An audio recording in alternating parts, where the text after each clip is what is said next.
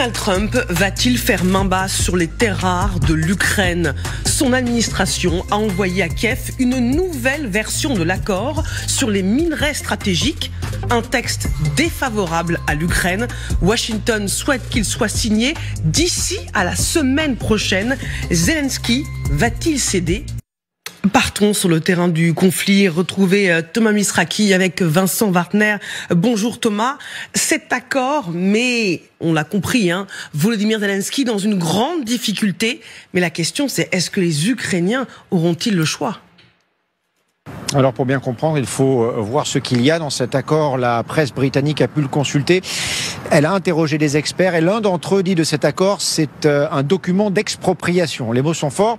Que dit-il cet accord? D'abord la création d'un fonds commun entre les États-Unis et l'Ukraine pour gérer d'abord les minerais mais aussi l'énergie ukrainienne. Ce fonds, il serait dominé par les Américains, contrôlé par les Américains. Il pourrait par exemple décider, ces Américains, à qui vendre et à qui ne pas vendre.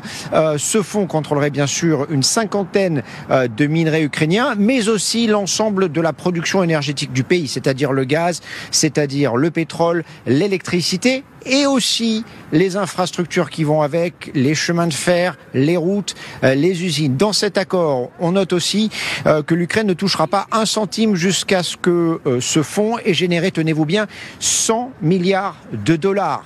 Une somme colossale. Les Américains estiment de manière un peu fantaisiste que la dette ukrainienne à leur égard est de 350 milliards de dollars. Ils pourront commencer à toucher certains dividendes de cet accord une fois ces 100 milliards dépassés. Ce qui est intéressant aussi dans cet accord, c'est que dans le cadre du document, l'Ukraine ne pourrait pas adhérer à l'Union européenne. C'est peut-être d'ailleurs le but de ce document selon certains experts. Alors, vous dire si Volodymyr Zelensky pourrait signer un tel accord, ça, je ne le peux pas. Personne ne le peut à ce moment-là. A-t-il des marges de négociation?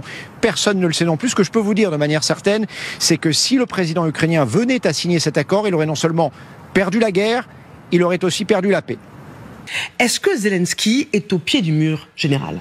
Ça apparaît de très mauvais augure, cette nouvelle proposition. Il faut attendre l'analyse plus poussée. Mais enfin là, on était déjà dans un accord léonin, le précédent, la première proposition. Il semble que la deuxième soit en étant élargie et soit encore pire que la première version. Et ça, c'est pourquoi je dis que c'est très très mauvais augure, c'est que vraisemblablement c'est le reflet d'une tension croissante entre les États-Unis et Zelensky, et Zelensky en tant que président de l'Ukraine. Et donc malheureusement, ça ne présage rien de bon pour les semaines qui viennent. Je crois que là, je vois mal Zelensky acceptant. Ça devient intolérable. Et donc, vraisemblablement, il va repousser et on va se retrouver dans des contre-mesures à nouveau américaines qui vont sanctionner l'armée ukrainienne dans ses activités opérationnelles. Regardez ce que dit ce journaliste qui va dans notre sens général. Il est peu probable que Zelensky accepte de signer un tel document. Il sera impossible de trouver les 226 députés nécessaires à l'approbation d'un texte aussi désastreux, une honte. On rappelle ce que disait Thomas Misraki, c'est-à-dire que Volodymyr Zelensky est censé signer un texte où il dit que l'Ukraine n'intégrera pas l'Union européenne. Ça va très très loin dans les exigences et l'Ukraine, si elle signe le texte, n'aura pas le droit de bénéficier de l'argent justement qui émane de l'extraction de ces minerais. Ça va extrêmement loin. Aline Weikramer, est-ce un accord de capitulation que Trump propose à Zelensky?